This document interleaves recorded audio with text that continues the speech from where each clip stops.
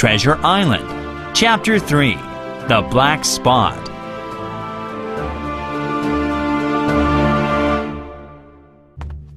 Later that day, I stopped at the captain's door with a cool drink. He seemed weak and excited at the same time. "Jim," he said, "I've been good to you, but now I'm low and alone. Bring me some rum, won't you, matey?" The doctor... I began.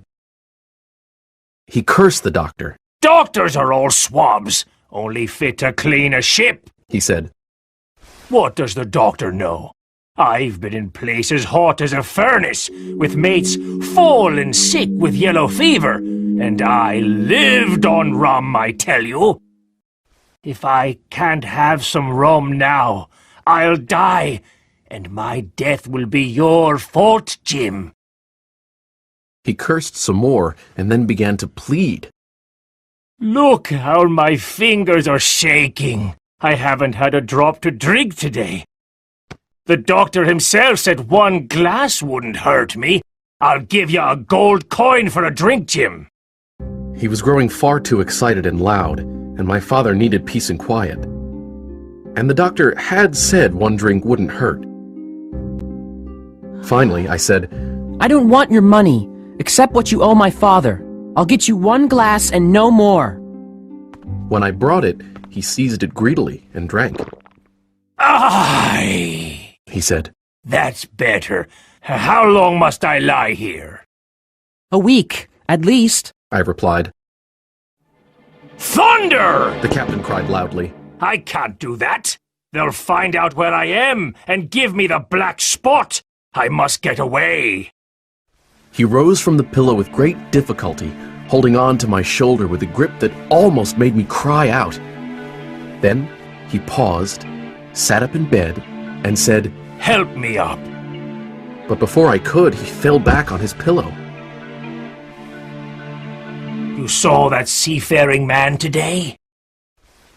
Black Dog? I asked. "Yes, Black Dog. He's bad, but there are worse men than him from old Flint's crew.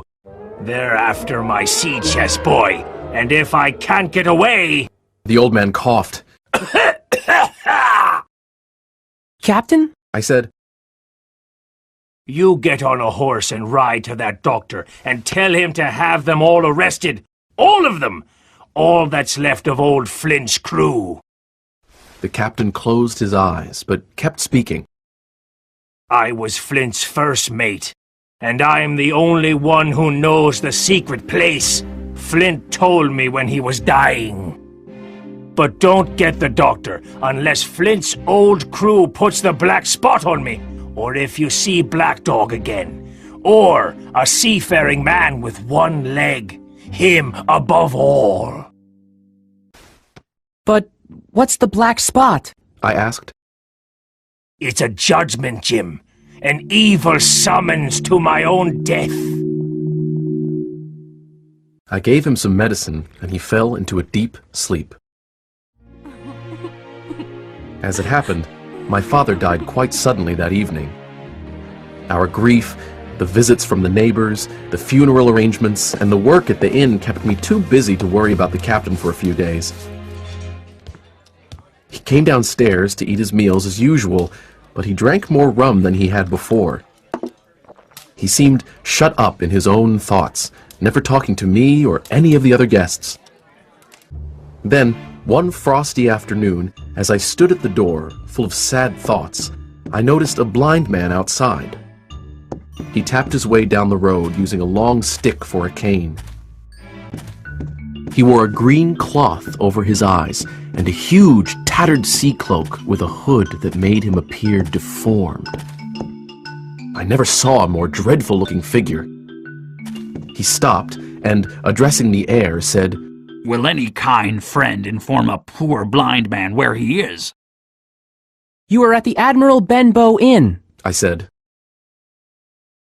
"I hear a young voice," he said. "Will you give me your hand, my kind young friend, and lead me in?" I held out my hand, and the horrible, soft-spoken, eyeless creature gripped me so hard it hurt. I struggled, but the blind man pulled me closer. Now, boy, he said. take me to the captain or I'll break your arm. He gave my arm a wrench that made me cry out. Sir, I said, the captain is ill. March! he commanded.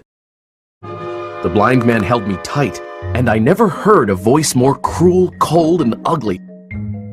Lead me to him and say, a friend is here to see you, Bill, or else I'll do this. And he pinched me so hard I thought I'd faint. I walked over to the captain's table and said, Your friend is here, Bill. The poor captain raised his head from his arms on the table.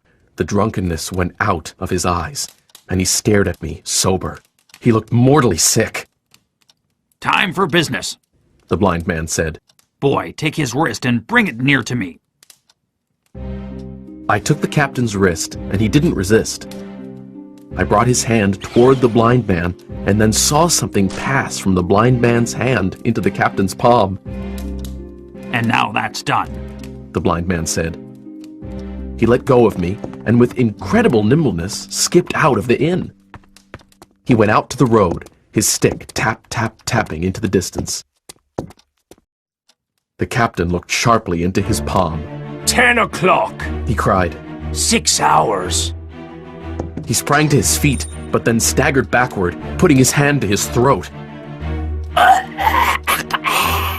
Swaying for a moment, he then fell with a thud to the floor.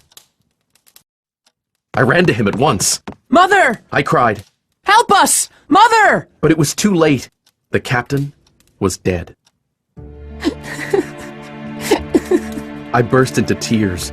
It was the second death I'd known, and the sorrow of the first was still fresh in my heart.